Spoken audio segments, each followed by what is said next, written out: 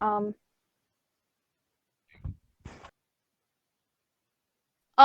The pandemic, the pandemic, the coronavirus, Emotion versus Reason and Ethics by Emily Woodman and Nadia Vargas. oh, The real life situation. This article published by Berkeley News describes how xenophobia against the Asian population and how it compares to xenophobia in the past.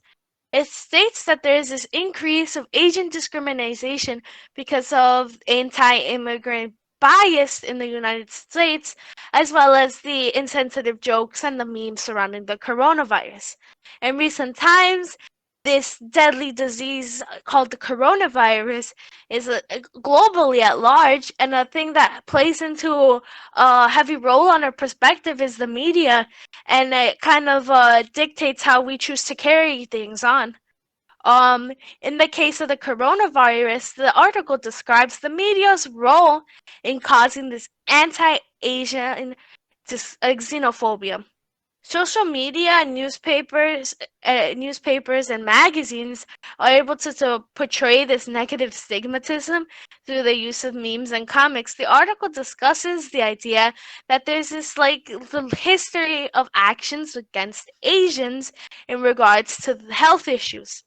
Our fears about the Asian diaspora within our communities can be traced back to the government and how they have handled other pandemics in the past. Because the Chinese have been blamed for the spread of the disease in the past, it is easy for them to blame it again. Our beliefs about the Chinese and their connection with the spread of the disease are based on the emotions that influenced by the racism from the past. Um, Next slide. extracting the knowledge question. People have discriminated against the Chinese people as a whole in the past, and many times the xenophobia is worsened by the actions of health officials who unintentionally instill the fear of the Chinese on the people. Reason affects the way health officials determine how to react to a pandemic. So, during a pandemic, especially like COVID-19, there's not enough, it's relatively new, so there's not a lot of studies done, not a lot of information about it. That's why health officials have made it necessary to quarantine, and reason affects the way that health officials determine how to react. Because of the lack of information, they don't know what to do. So self isolation and the oh, oh my god, can we start over? That's not what I wanted to say.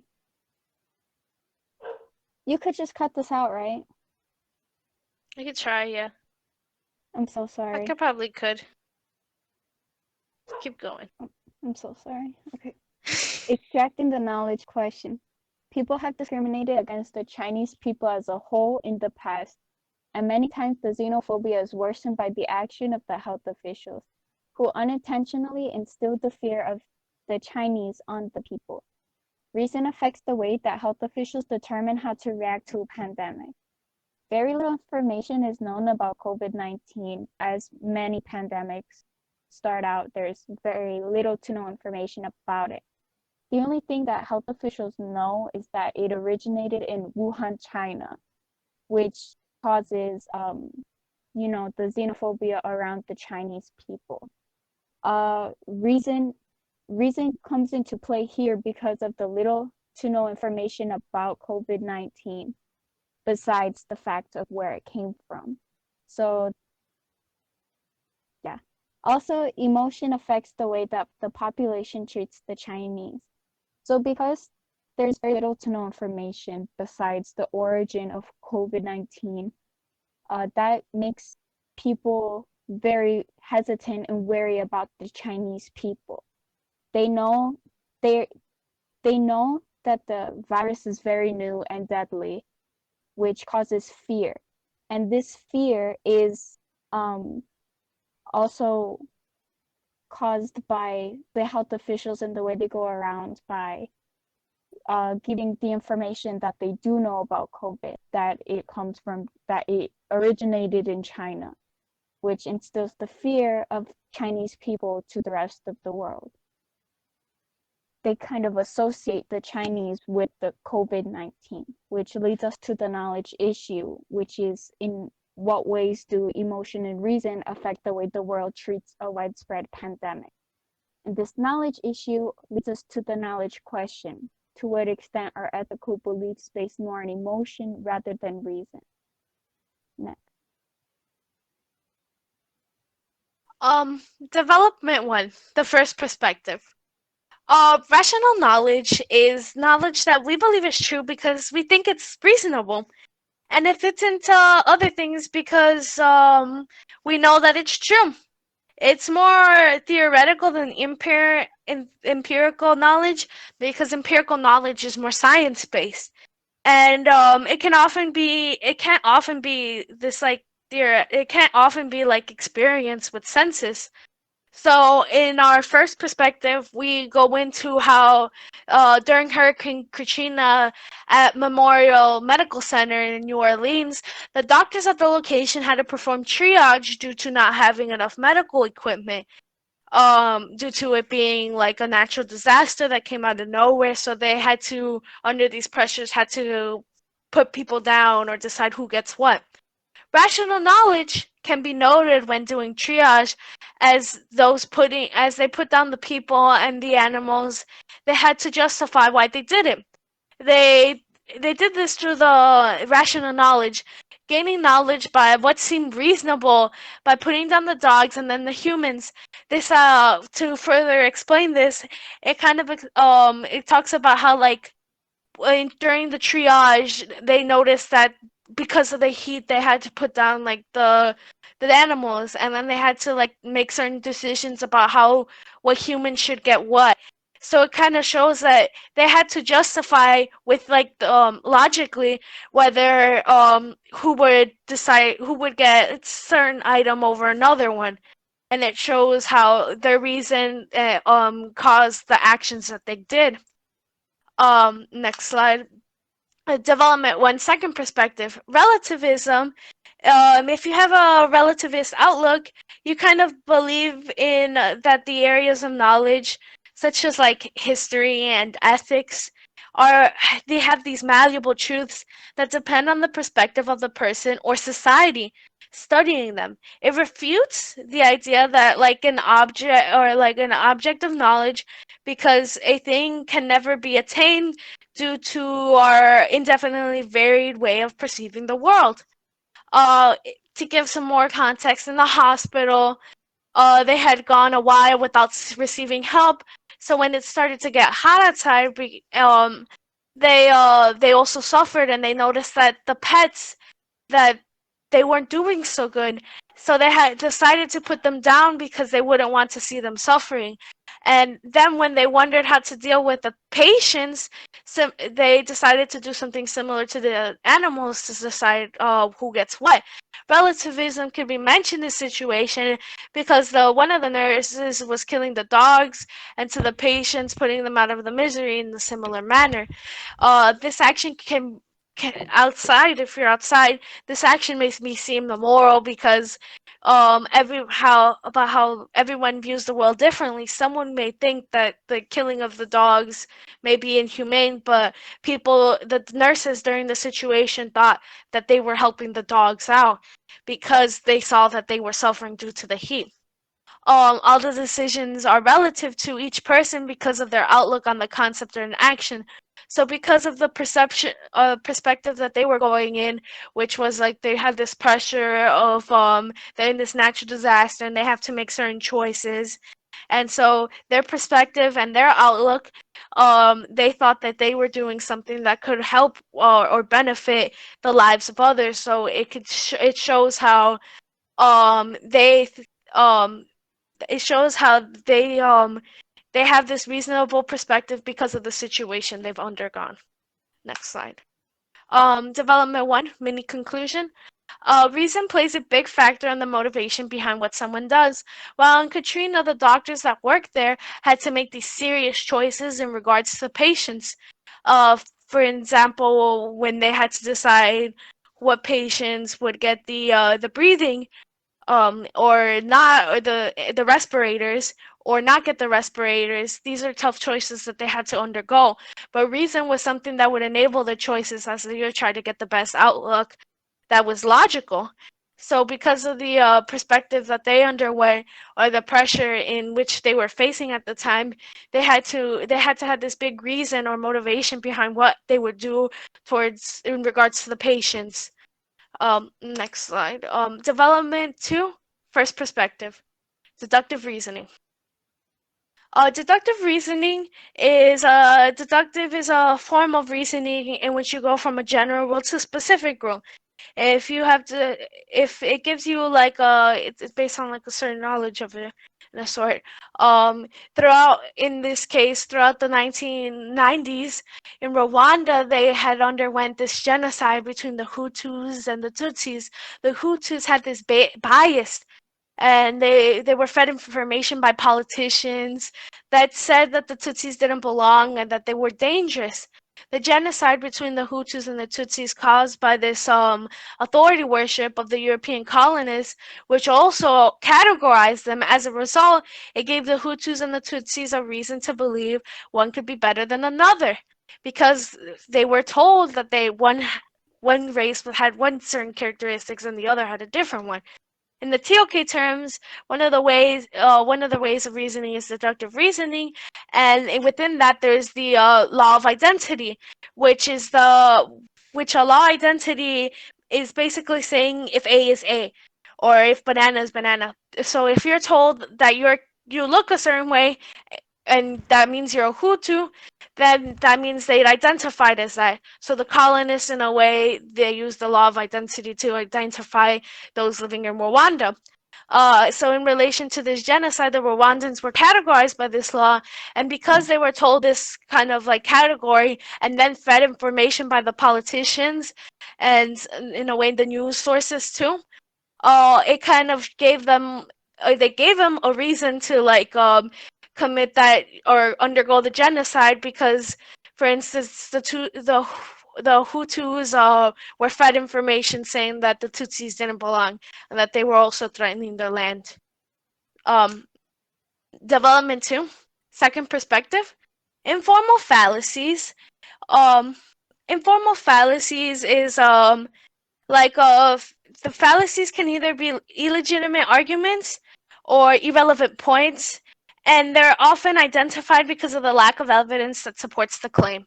It counts it counter to the genocide, or the idea of the genocide part is the idea of the informal fallacies, which are the reasonings with poor support in relation to the genocide, the European colonists, and the bad information they were given. To explain this further, it kind of means that they were just categorized and given information about how for instance, the Hutus were said that one was better than the other, and fed bad information from the politicians being said that the Tutsis were someone who was there to take their land. So because they were given this wrong information or this like informal fallacy, they took and they had that reason to base the genocide off of. And so it shows how like sometimes we may have reason or be justified, but it also shows that sometimes there could be times when our reasoning can be wrong because we have these like lack of evidence or bad like claims. Development two, mini conclusion. Misguided reason is something that would heavily influence the genocide in Rwanda to occur. It shows that although preset notions can affect one's reasoning and how they receive the things and how it affects their actions, um, like we can notice that how they have like a certain form in which they were like the law of identity, in which they were just told that they were something because the Europeans colonists told them that. So it shows how sometimes even though we're given a reason doesn't always mean that we should take action on it, because it could also be something negative that could affect someone poorly. Um, that's all. Next one. Development 3, first perspective. Linguistic relativity principle is the idea that our understanding of the world depends, to a large extent, on the language which we speak. Different cultures perceive the world in different ways because they express themselves in different ways. Similar to language, memes are now a new form of communicating ideas in this current day and age. Um, they're very common throughout conversations, digital and actual physical conversations with people in this day and age. By doing this, memes cause hysteria, which leads to xenophobia by connecting the entire Chinese population to a virus in which they have more dissimilarities to each other than they do similarities. Like the media like newspapers and social media apps are spreading memes like this, conveying a false analogy by comparing the Chinese to the virus. The link below is a link to a TikTok video made by a Asian American woman, and in the video it shows her walking down the street and the caption is what Asian people see, and it's her walking down the sidewalk with her dog. And then at the end of the video it says what everybody else sees. And around her face she puts virus, uh, the virus around her, and her dog turns into a piece of meat, and it's just very racist, and she's embodying the stereotype. She's basically saying that everybody sees her as the stereotypes of Asian American or Asian Chinese people. And memes like this, she's communicating her idea of what Asian people are having to kind of stick together in this during this hard time, um, due to the xenophobia that they are um, getting and experiencing from the rest of the population. Development 3, second perspective. Mimesis is the idea that art imitates life. The artist sees reality and tries to express it on canvas, or in this case, through a video. And propaganda is the communication of ideas or images in such a way that subjects will be emotionally persuaded of a particular ideological standpoint or political case. And in a way, these memes, like the one from the last slide, are imitating the reality that people genuinely believe the things presented in the meme. While in quarantine, a big way to get information is through propaganda and through memes. And uh, like how mimesis means that art mimics reality in a way, memes are almost a form of art. Um, Through this meme, we do not know the perspective of the woman who created it. We don't know if she made it in a satirical way or if she made it more in a serious form to make a statement about the xenophobia that Asian Americans are experiencing right now. There's no way to indicate what she believes. So that's the memes could be a way of her expressing her true beliefs or other people's beliefs as well. Development 3 mini conclusion. Memes are a very popular form of political and social commentary and are easily accessible through the internet, especially while we are all in quarantine. However, a meme that might be made satirically may be taken as truth to another person. Memes can accurately portray the thoughts and feelings of people around the world, while some may take it as a joke. Memes are relative to each person viewing it. Some may think it's a harmless joke, while other people may be truly offended by it. Development 4, first perspective. So the James Lange theory is a theory that suggests that emotions occur as a result of physiological reactions to events. During or after Pearl Harbor, the feeling of mistrust and betrayals that Americans had toward the Japanese after Pearl Harbor bombing served as justification for the mistreatment and xenophobia of the Japanese in the camps through the Americans' eyes. The Japanese Americans are viewed by the Americans negatively due to the actions connected by the Japanese military. These actions committed by the Japanese military are something that the Americans pinned on the Japanese Americans, who many had nothing to do with it, causing the hostile emotions that would lead to the xenophobia and ultimately the mistreatment of the Japanese. The Americans in this case are connecting the bombing of Pearl Harbor to the Japanese Americans. And the Japanese Americans who had nothing to do with it are now being feared by the Americans. And the Americans believe that it is a justified reason to protect their safety to mistreat these Japanese Americans and put them in the proving the James Lynch theory that the emotions are caused by inaction. Development for second perspective, logical fallacy is an idea or assertion that uses flawed reasoning to arrive at its conclusion. And strong emotions carried by the Americans caused a biased perception towards the Japanese, despite having limited interaction with the Japanese. Many Americans didn't have any interaction with the Japanese, however, they were still xenophobic toward them because of the Pearl Harbor bombing. They're using flawed reasoning to create this knowledge. Because of the Pearl Harbor bombing, Americans had a strong fear and hate and resentment toward the Japanese Americans, although they had nothing to do with the Pearl Harbor bombing.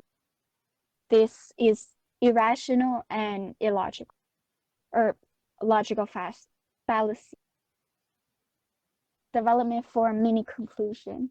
Having emotions is something that affects one's perspective on a person and even the way that they experience things around them. In the case of the bombing of Pearl Harbor, those in America felt outrage and had mistrust, which allowed them to feel a certain way about the Asian Americans.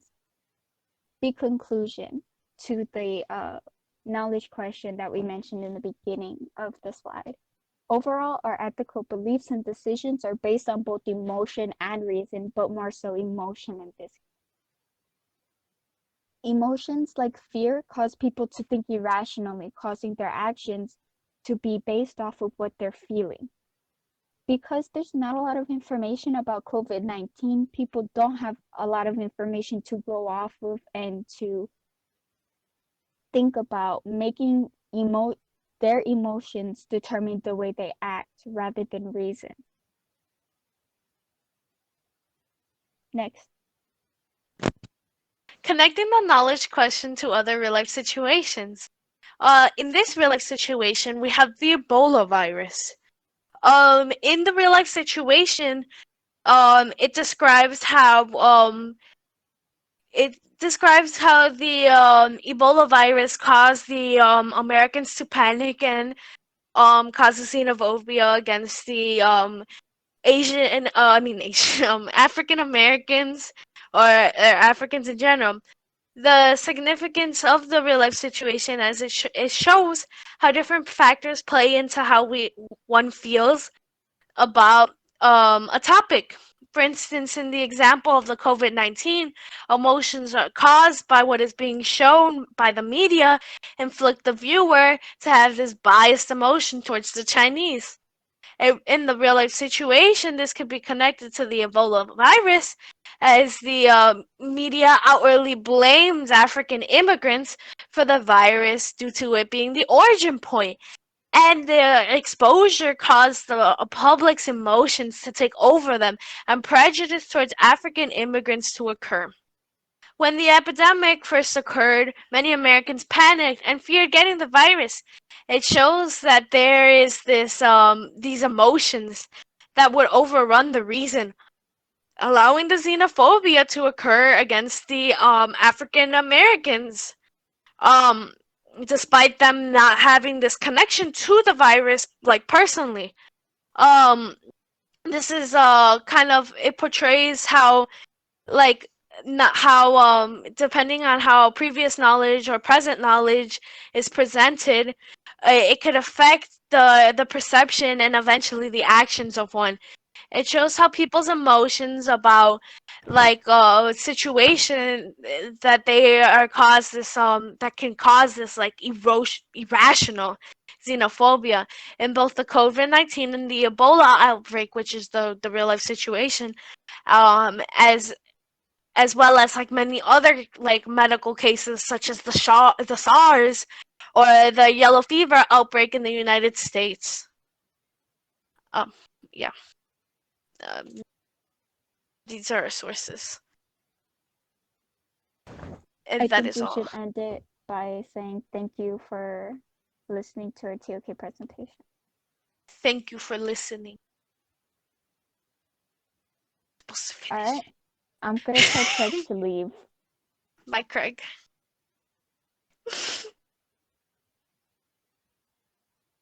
Has he gone?